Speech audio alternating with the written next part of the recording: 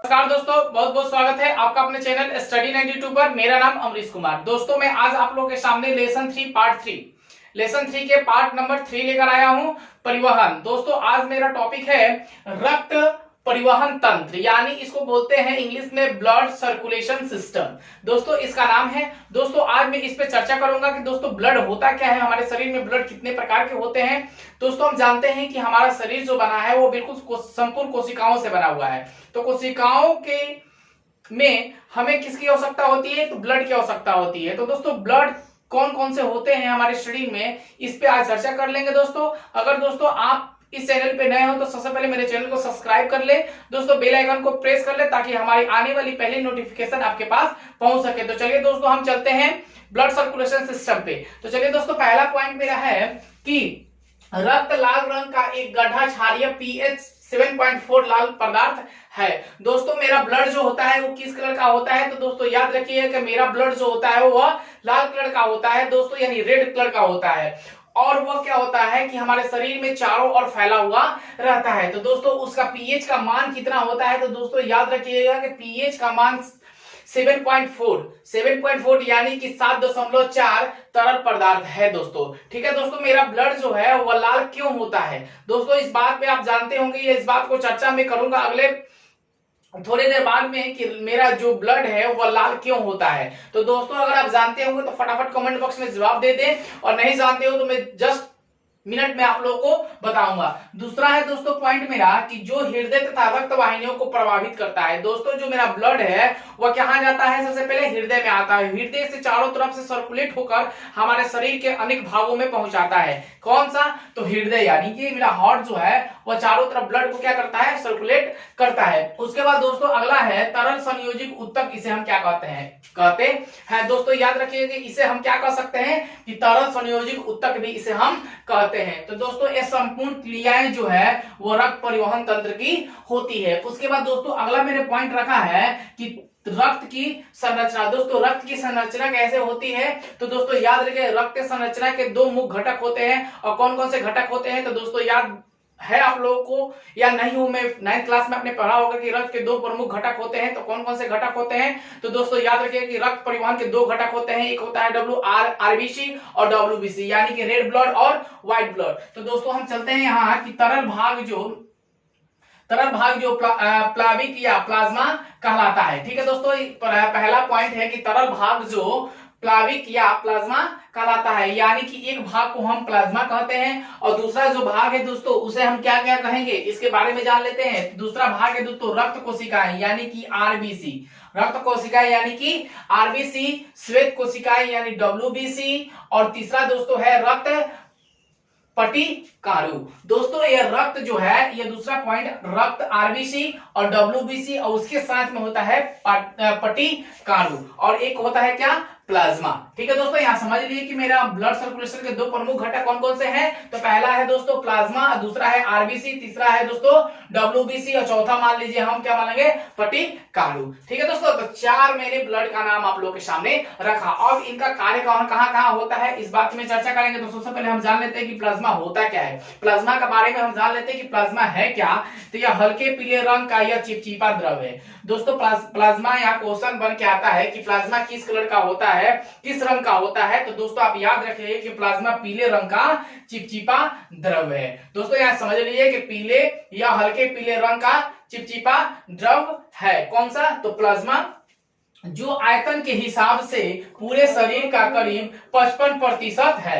दोस्तों याद रखिएगा कि यह आयतन के हिसाब से कितने प्रतिशत है, तो याद रखिएगा करीब 55% यह पूरे भाग का आयतन है। उसके बाद दोस्तों अगला पॉइंट मैंने रखा है कि प्लाज्मा में करीब 90% जल। दोस्तों प्लाज्मा में कितने प्रतिशत जल होते हैं, तो दोस्तों याद रखिए कि 90% जल होते हैं।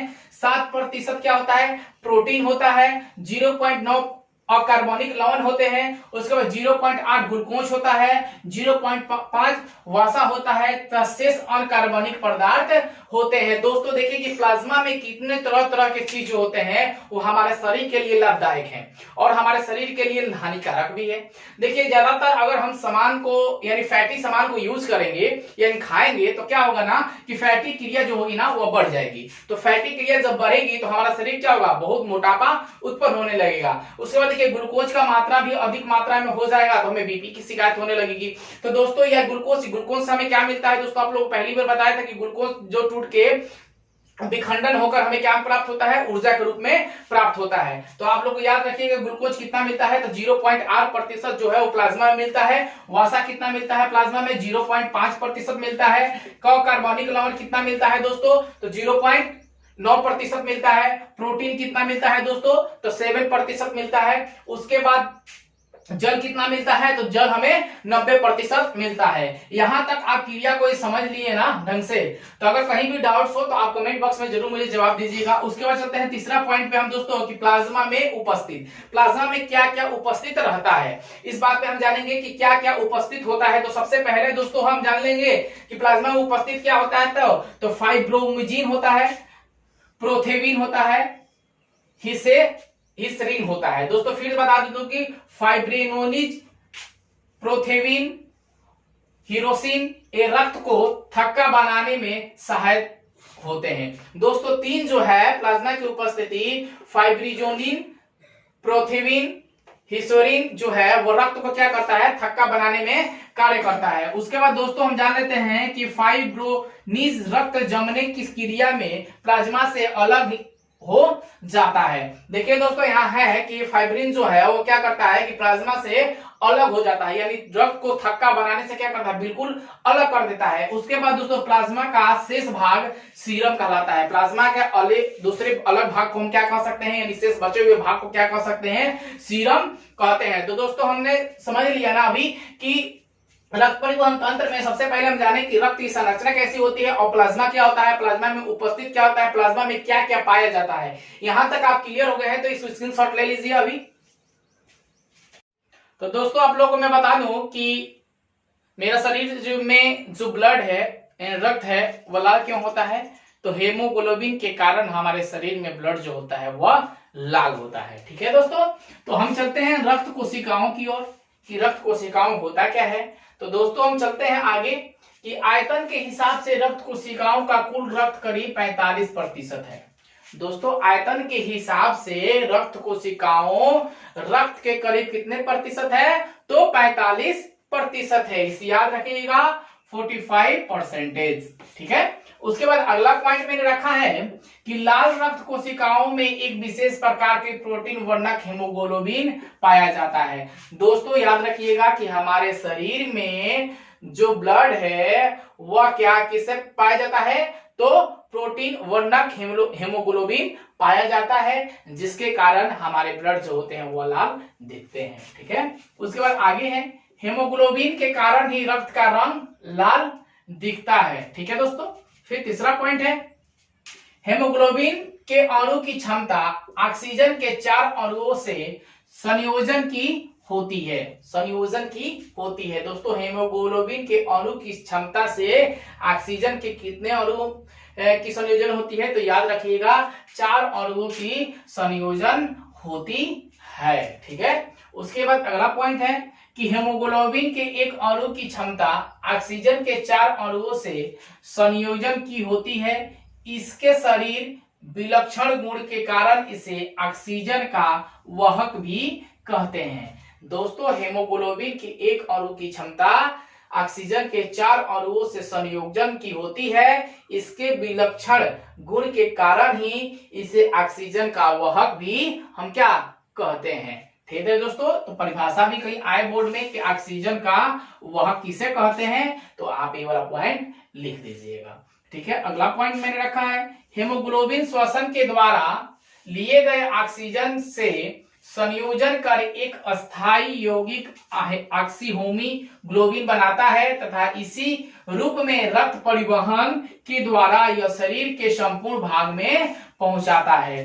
दोस्तों हेमोग्लोबिन ही क्या करता है कि ऑक्सीजन को मेरे पूरे शरीर में क्या करता है, वह रक्त परिवहन के माध्यम से संपूर्ण भाग में क्या करता है, पहुंचाता है। दोस्तों मैं जब हृदय लेकर आऊंगा, मानव की हृदय जो पार्ट लेकर आऊंगा, तो वहां पे मैं विशेष ढंग से आप लोगों को बताऊंगा कि ऑक्सीजन कैसे मनुष्य ग्रहण करता है और कार्बन डाइऑक्साइड को कैसे ग्रहण करता है। हृदय में कितने पार्ट्स होते हैं, तो मुख्यतः हम जानते हैं कि हृदय के मुख्यतः पार्ट 4 होते हैं। अब आगे मैं आप लोगों को बताऊंगा कि क्या क्या है।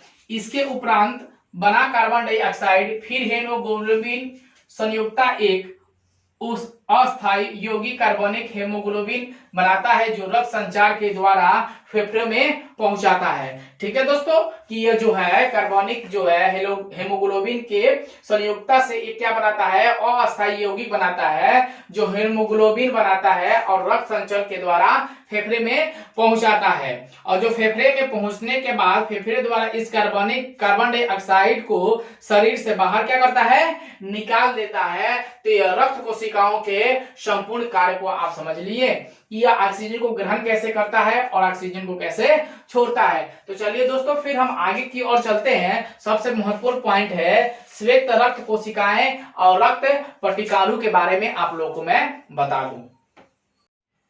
तो चलिए दोस्तों, फिर हम आ गए हैं कि आगे पॉइंट में श्वेत रक्त कोशिकाएं। दोस्तों, इसको श्वेत रक्त कोशिकाओं को इंग्लिश में हम बोलते हैं WBC। दोस्तों क्या बोलते हैं, WBC। और रेड लाल रक्त को क्या बोलते हैं, RBC।